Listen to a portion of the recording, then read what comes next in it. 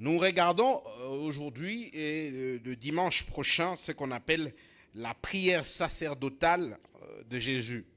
Et donc aujourd'hui nous sommes dans le chapitre 17, verset 1 au verset 5. Et dans le catéchisme de Heidelberg, voici ce qu'il dit.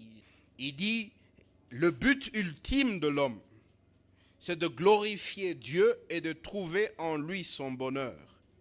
Le but principal de l'humain, la raison pour laquelle l'homme existe, la raison pour laquelle l'humain existe, c'est de glorifier Dieu et de trouver en Dieu son bonheur.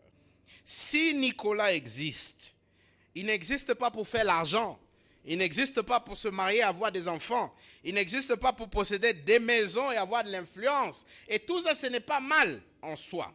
Et ce sont des choses que nous pouvons faire. Mais le but ultime de la vie de Nicolas doit être de glorifier Dieu et de trouver en Dieu son bonheur. Dans Jean 17, on voit Jésus prier. On le voit revenir sur ce qu'il nous, on peut appeler ses priorités. On voit Jésus qui demande à Dieu de se glorifier au travers de sa vie. On voit Jésus qui semble dire que son seul bonheur, c'est de glorifier Dieu. On voit Jésus qui demande à Dieu de se glorifier par sa vie. Et quand il dit, afin que ton Fils soit glorifié, au fait, on va y revenir plus tard, il est en train de parler de sa mort et de sa résurrection à la croix. Donc au fait, à la fin, la gloire de Dieu égale le bonheur de Christ. La gloire de Dieu égale le principal objet de Christ. Glorifier Dieu, c'est comme ça que Jésus voit sa mission. Verset 1er. Pour Jésus, c'est très clair. Il n'a pas deux missions, il n'a pas trois missions. Il n'a qu'une seule chose à faire, c'est de glorifier le Père, c'est de glorifier Dieu. Donc, si vous vérifiez le mot glorifier, qu'est-ce que ça veut dire? Ça veut dire donner gloire, rendre gloire. Ça veut dire proclamer la gloire de quelqu'un. Ça veut dire proclamer les bienfaits de quelqu'un. Ça veut dire proclamer les bonnes choses de quelqu'un. Si on dit il l'a glorifié, c'est-à-dire qu'il l'a élevé à un niveau et il a proclamé toutes ces bonnes choses de façon à ce que vous dites, waouh, ça c'est une bonne personne. Et donc la vie de Jésus tout entière ne pointait pas vers lui, mais plutôt vers le Père. Il ne demande pas qu'il soit glorifié pour que, montre-moi maintenant là, tous mes ennemis vont voir que tu m'as élevé, que tous mes ennemis vont voir là que je suis un homme fort, que tous ceux qui ne m'aimaient pas tout d'un coup vont se rendre compte que je suis la personne incontournable. Non, c'est pas ce qu'il dit. Il dit non, si moi tu vas m'élever, si moi tu vas me glorifier. Quand il dit, dans Jean 17, il dit, avec la gloire que j'avais avant le monde. Il fait référence à quoi? Jean, au chapitre 3, nous le dit. Avant que le monde ne soit, Jésus était. Il était Dieu. Il était dans la gloire de Dieu.